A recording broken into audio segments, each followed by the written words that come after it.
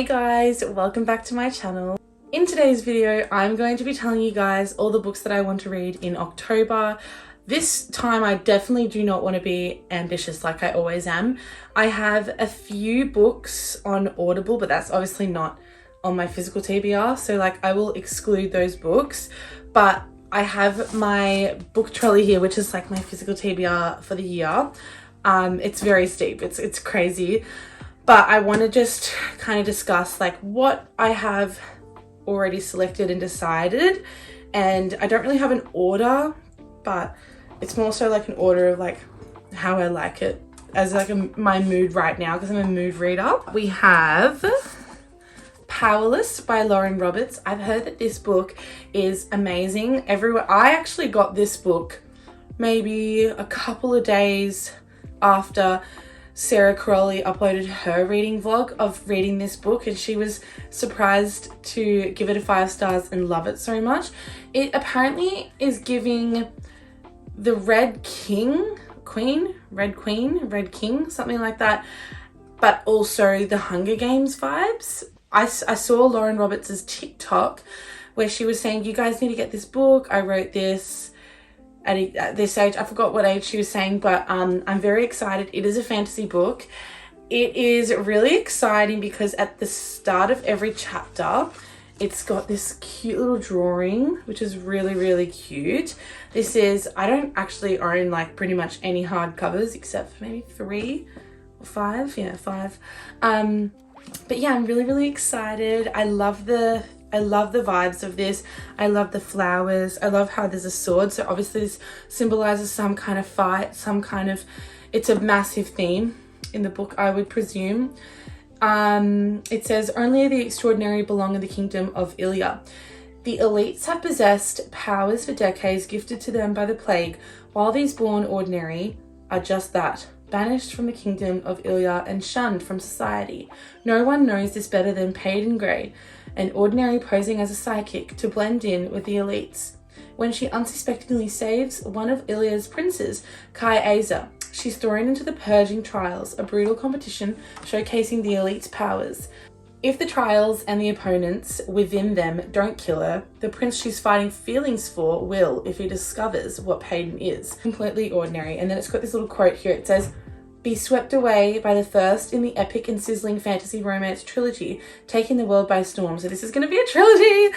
I'm so excited. And I'm glad that like I've just got this book now, so I can like look forward to the other 2 books that are coming out.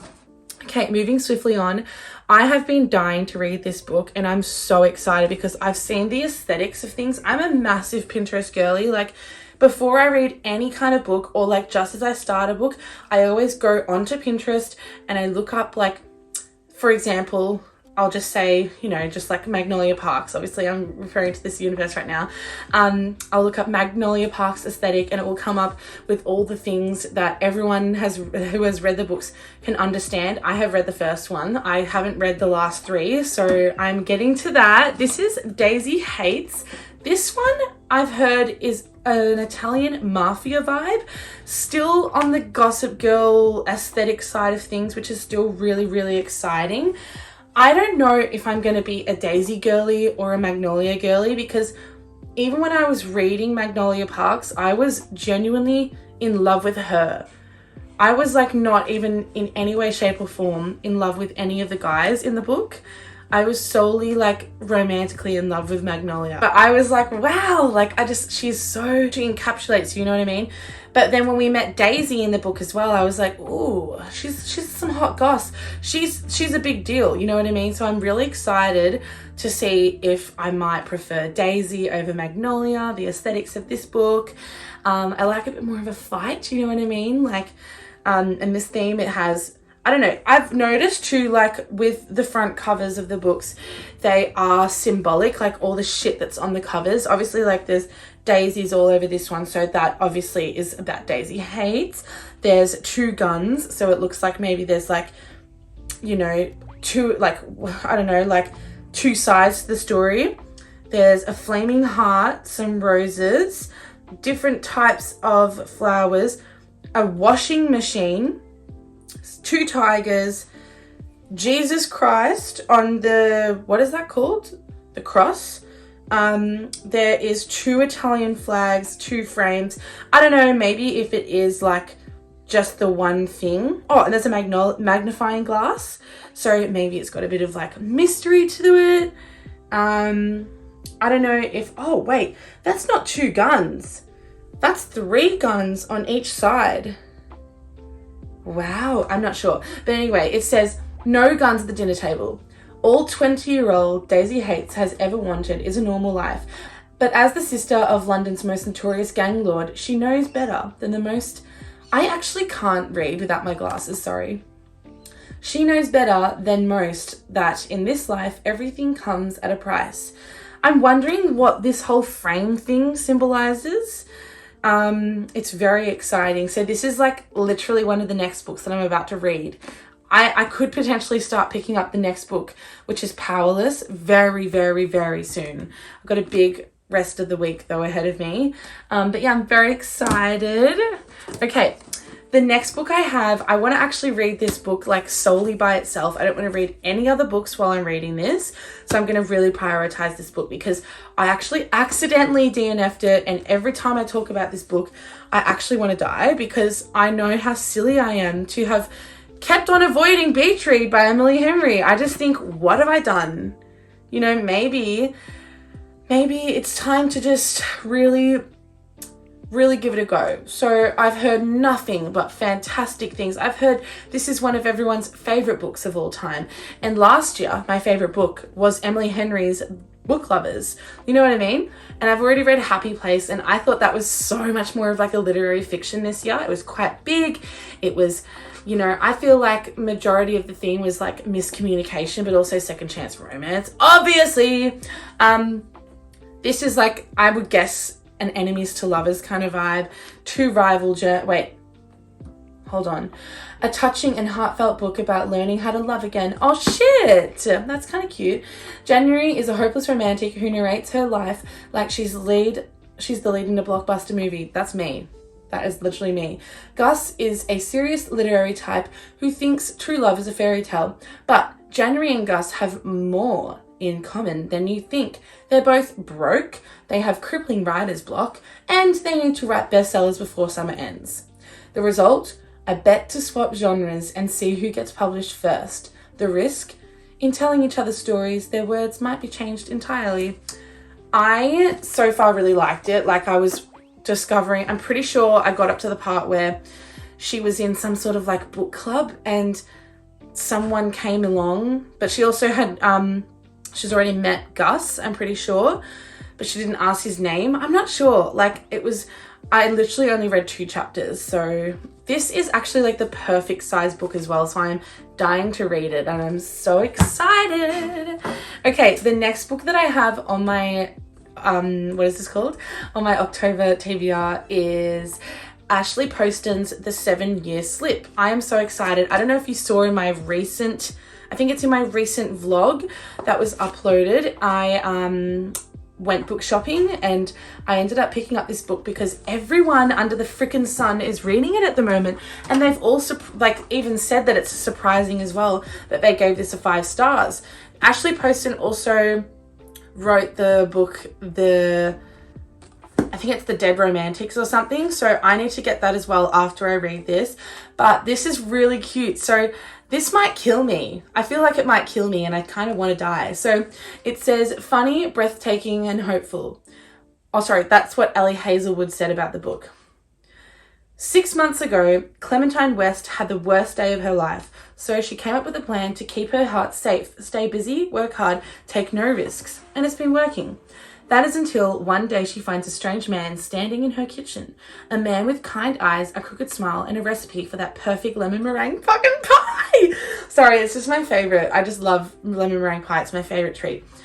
The kind of man that, before everything she could have fallen for, he's perfect, but for one thing, he lives in the past. 7 years to be exact. Oh, sorry, 7 years ago to be exact. This should be impossible, but Clementine used to love impossible things, and maybe, just maybe, she will again. I have nothing. Like, I actually don't know, but I'm so excited to look up the aesthetic on Pinterest, play the fucking aesthetic what is it called? Play the Aesthetic Spotify playlist, because I also do that as well, especially with fantasy books. I find the aesthetic, oh my god, I can't. I'm getting too excited right now. I'm actually so excited. Okay, so the next thing I have is Malibu Rising by Taylor Jenkins Reid. This is a whirlwind. I've had this on my TBR for so long, and I decided this is also another book that needs to be read on its own. I can't read another book by itself. I have to have no distractions. I've heard that this type of book, it gives off my aesthetic. Like, people in my life have said, you're stupid to have kept avoiding this book. This book is you. I have no idea what it's about. Pretty much, Beth O'Leary has said, heart-wrenching and utterly compelling. Its characters felt completely real to me. Each one is flawed and messy and impossible not to love. I mean, I wouldn't put it past Taylor Jenkins Reid. We love her to death. I really don't like the UK cover of this. I hate it. Okay, but it says Malibu, August 1983. It's the day of Nina Rivers' annual end of summer party, and anticipation is at a fever pitch. Everyone who's anyone wants an invite to catch a glimpse of the famous River siblings. Nina, the talented surfer and supermodel, brothers Jay and Hud, one a championship surfer, the other a renowned photographer, and their adored baby sister, Kit. Together, the siblings are a source of fascination in Malibu and the world over, especially as the children of the legendary singer Mick River, which he's been in all the freaking Taylor Jenkins Reid books, I'll tell you. By midnight, the party will be completely out of control. By morning, the River Mansion will have gone up in flames. But ahead of that first spark, in the early hours before dawn, the alcohol will flow, the music will play, and the loves and secrets that shaped this family will all come bubbling to surface. And then it says, Malibu Rising is the story of one unforgettable night in the life of a family. The night when they each have to choose what they will keep from the people who made them and what they will leave behind. I've heard this is like a very like family kind of book, and family is a massive touchy subject to me. If anyone knows me personally, I'm not going to shed any more light on that today, but I'm excited to read it because I feel like it might hit home in some sense, maybe just a little bit. Okay, next book I need to read, it is the continuation of my Chestnut Spring series, because recently I finished reading Elsie Silver's Heartless, which was the second book in the series of the five as in the fifth one will be coming out soon. So this is Powerless by Elsie Silver. It says, he's everything I've ever wanted and everything I thought I could never have. It apparently, yeah, this is, I've heard, the only thing I've heard is the two childhood best friends to lovers, you know what I mean? So two childhood best friends, two broken hearts, one impromptu road trip to get away from everything. I've been living in the friend zone for years now. To Jasper Gervais's fans, he's just the hockey heartthrob on TV. But to me, he's still the lost boy with side eyes and a heart of gold, the man I've loved in secret for years. So when my life falls apart on my wedding day, it only makes sense that he's the one to swoop in and save me. And when his world comes crashing down around him, I'm there to return the favor. But the more time alone we spend together, the more I start to realize that Jasper isn't looking at me like a friend anymore, and he isn't touching me like one either. He acts like he wants me, but after years of turning me away, he's going to need to prove it. Fuck! I'm literally so excited, because friends to lovers, especially like if it's a little bit of a slow burn as well, oh, I eat it up. It's definitely not my favorite. I have so many like top favorite book tropes and like any kind of fiction tropes. My favorite would have to be enemies to lovers, just because it just gives off me. And then second chance romance, definitely. I don't know what it is, because in real life I don't really do that, but like there's some exceptions. I've had one exception in my life, that because like I'm the type of person that if you burn me, I'll burn you hard and you'll never get to see me again because you'll be incinerated.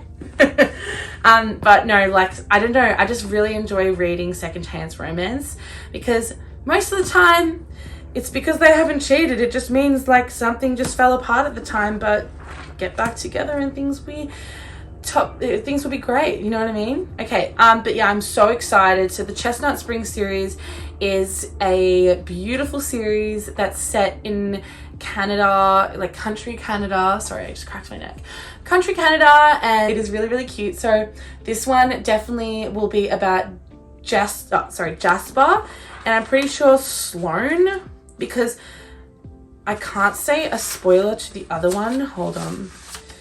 And from what I remember, yeah, Sloane. Fuck yeah, okay.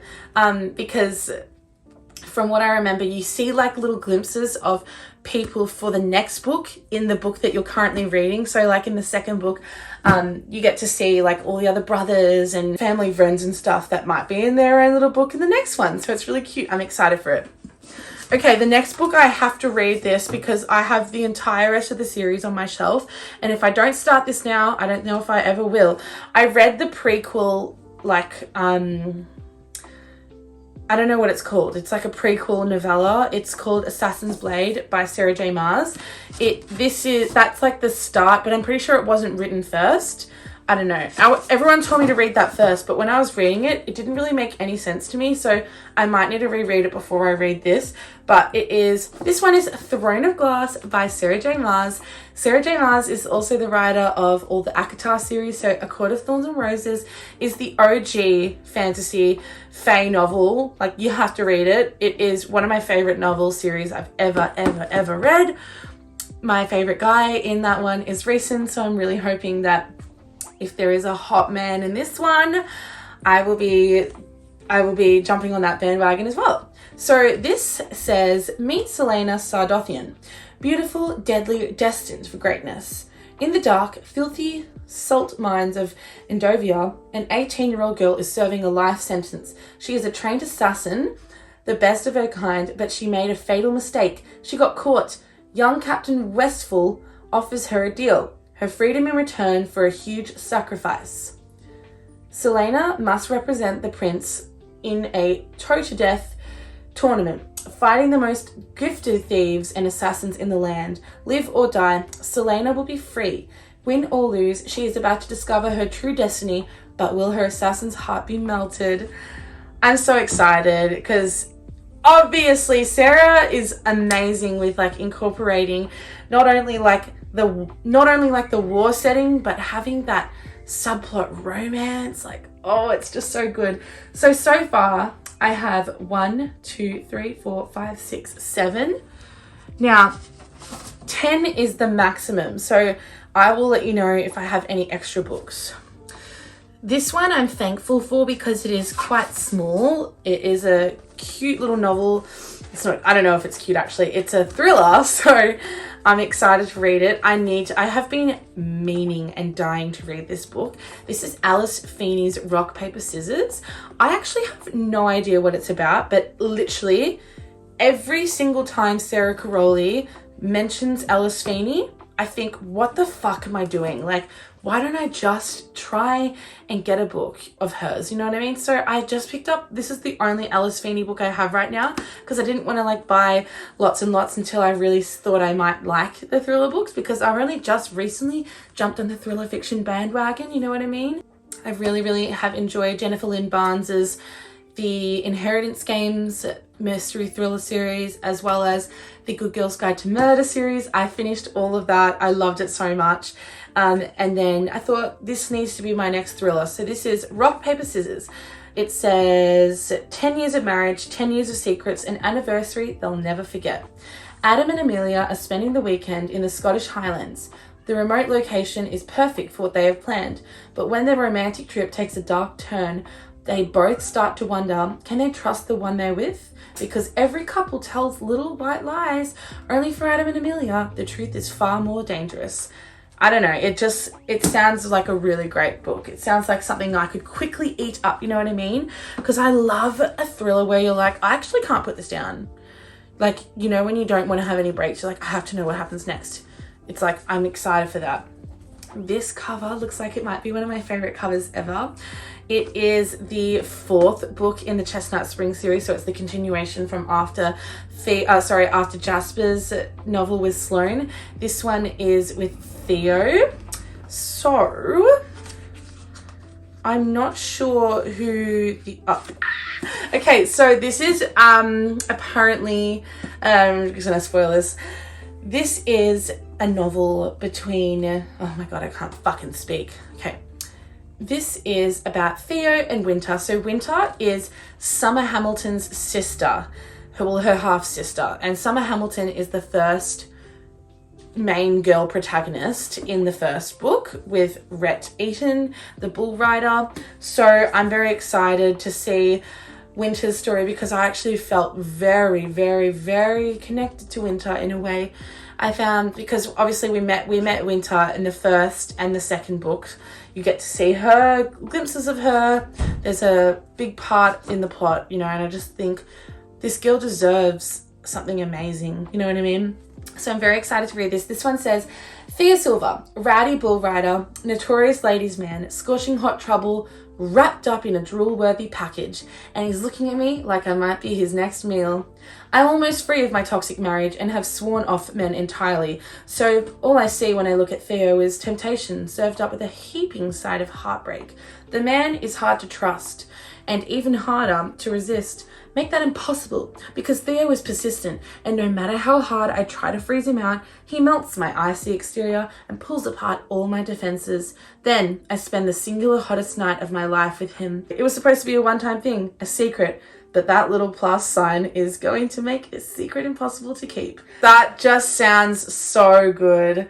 Okay, so far I've got 1, 2, 3, 4, 5, 6, 7, 8, 9, and then 10. This is my 10 and final book of my October TBR reads. This is Holly Jackson's 5 Survive. I've actually had this on my TBR for so long as well. Like, I've been dying to hit this, but I thought, why not? I thought to myself, don't read anything else other than the Good Girl's Guide to Murder series first if you really are a virgin to the whole thriller fiction mystery. So I had to wait, and I thought, why would you want to read this one first before that amazing, tremendous, famous, you know, incredible series? So it really got me into the swing of things. I'm really excited. So this one seems a little bit more scarier, actually. I'm hoping that it does have a bit of scariness to it. So this is this is 5 Survive. It says 8 hours, 6 friends, 1 sniper. You can't see me, but I can see you. If you try to run, I will shoot.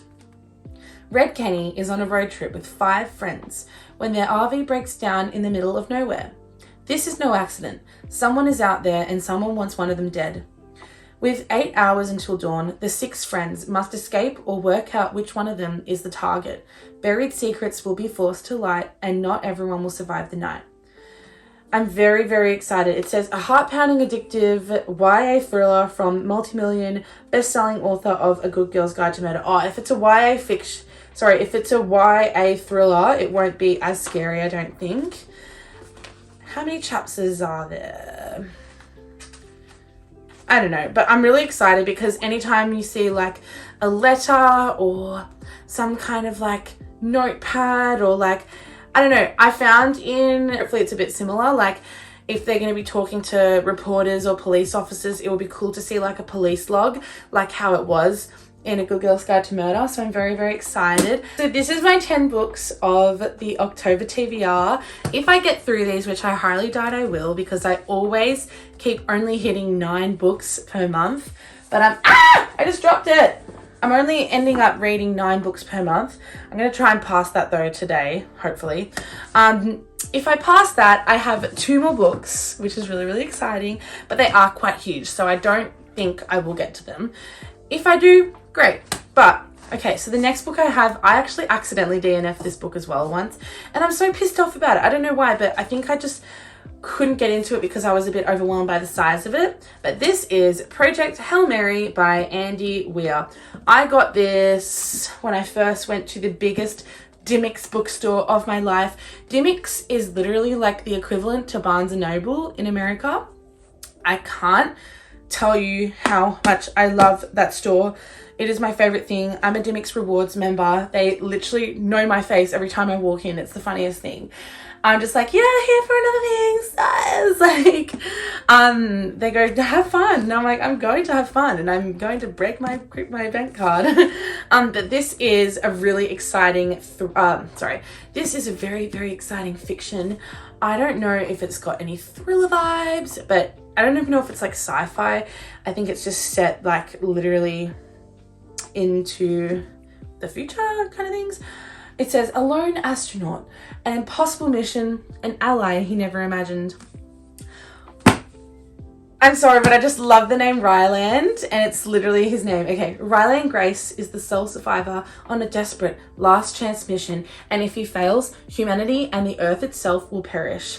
Except that right now, he doesn't know that. He can't even remember his own name, let alone the nature of his assignment or how to complete it. All he knows is that he's been asleep for a very, very long time, and he's just been awakened to find himself millions of miles from home with nothing but 2 corpses for company. His crewmate's dead, his memories fuzzily returning. Ryland realizes that an impossible task now confronts him. Hurtling through space on his tiny ship, it's up to him to puzzle out an impossible scientific mystery and conquer an extinction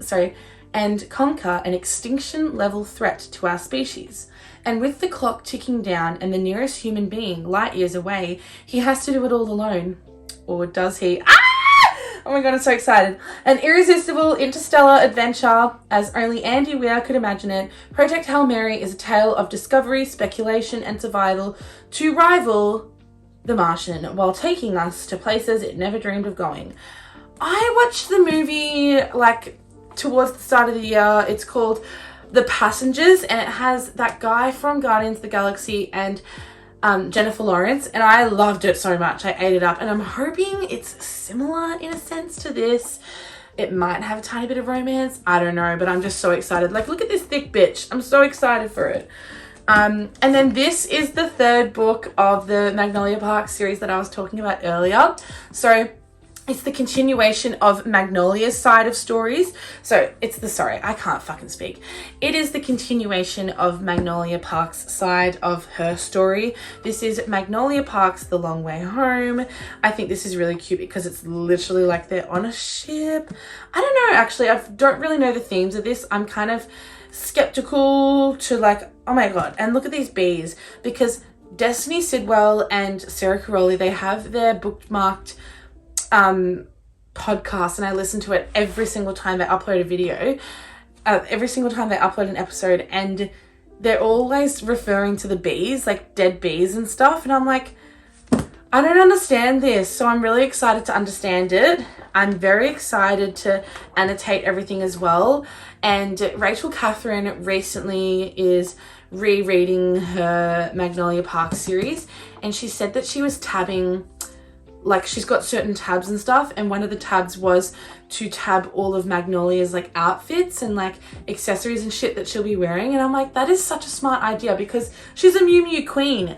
I want to know what that fucking bag is, because when I read Magnolia Parks, I didn't tab it. I just highlighted and underlined everything. So I'm like, and right now I'm actually doing that with Fourth Wing, and I'm finding it to be so exhausting. It's like actually eating up more of my time rather than reading it. I'm just annotating the shit out of it. But I also can't help but annotate it because it is so, it's just the best writing. I'm so in love with the writing and everything. Like, I literally can't. I'm speechless right now. So I have to underline and circle all the big words and everything that I enjoy, and I highlight all of my favorite things that, you know, are happening between both the 2 protagonists.